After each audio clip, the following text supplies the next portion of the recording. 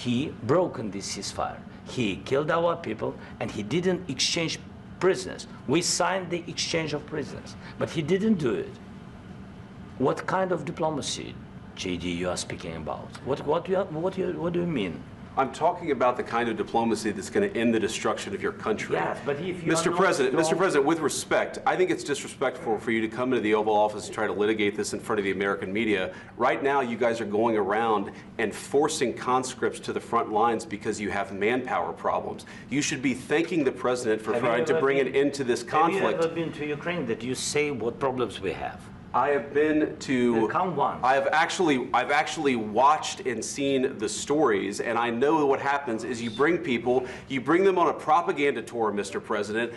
Do you disagree that you've had problems bringing people into your military? And do you think that it's respectful to come to the Oval Office of the United States of America and attack the administration that is trying to prevent the destruction of your country? A lot of questions. Let's start from the beginning. Sure. First of all, during the war, everybody has problems, even you, but you have nice ocean and don't feel now, but you will feel it in the future. God bless. You don't know that. God bless. God bless. You will not have a war. Don't tell us what we're going to feel. We're trying to solve a problem. Don't tell us what we're going to feel. I'm not telling you. Because you're in no position to dictate that. That's Remember exactly this. You're in no position to dictate what we're going to feel. We're going to feel very good. You will feel influence. We're going to feel very good and very strong. You will feel influence. You're right now not in a very good position. You've allowed yourself to be in a very bad position, and he happens to be right about it. From the very beginning of the war. You're not in a good position. You don't have the cards right now. With us, you start having cards. Playing cards. But right now, you don't. You're playing cards. Mr. President. You're playing cards. Serious. You're gambling with the lives of millions of people. You're gambling with World War III. You're gambling with World War III.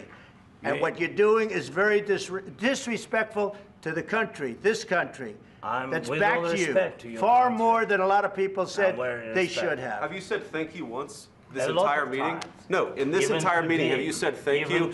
You went to Pennsylvania and campaigned for the opposition in October. Offer some words of appreciation for the United States of America and the president who's trying to save your country.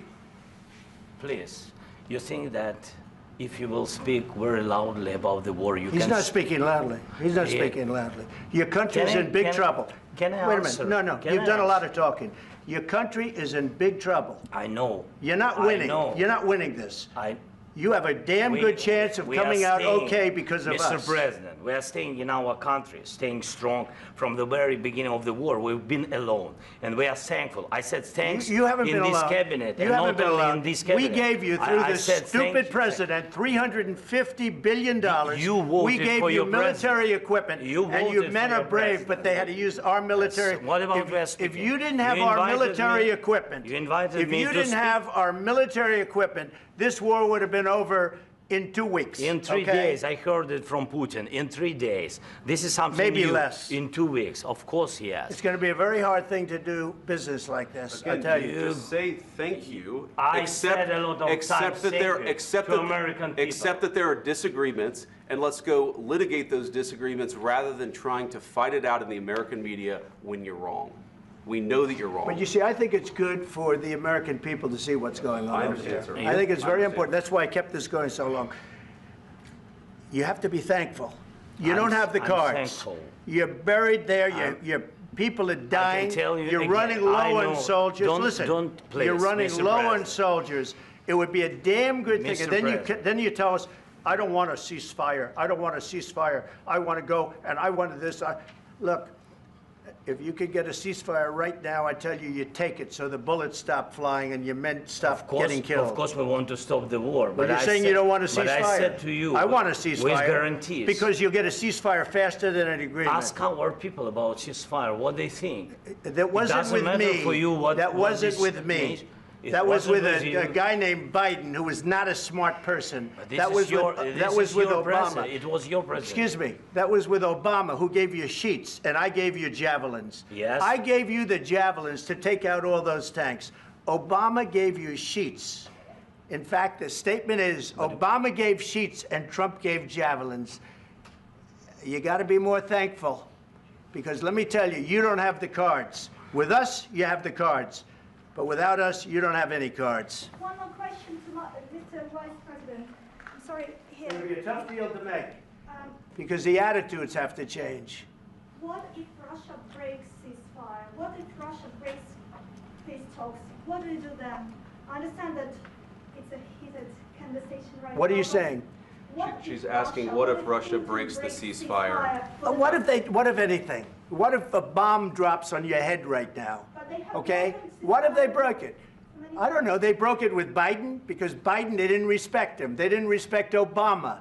They respect me. Let me tell you, Putin went through a hell of a lot with me. He went through a phony witch hunt where they used him and Russia. Russia. You ever hear of that deal? That was a phony Hunter Biden, Joe Biden scam. Hillary Clinton, Shifty Adam Schiff. It was a Democrat scam. And he had to go through that. And he did go through it. We didn't end up in a war. And he went through it. He was accused of all that stuff. He had nothing to do with it. It came out of Hunter Biden's bathroom. It came out of Hunter Biden's bedroom. It was disgusting. And then they said, oh, the laptop from hell was made by Russia, the 51 agents. The whole thing was a scam. And he had to put up with that. He was being accused of all that stuff. All I can say is this. He might have broken deals with Obama and Bush, and he might have broken them with Biden. He did, maybe. Maybe he didn't. I don't know what happened. But he didn't break them with me. He wants to make a deal. I don't know if you can make a deal. The problem is I've empowered you to be a tough guy.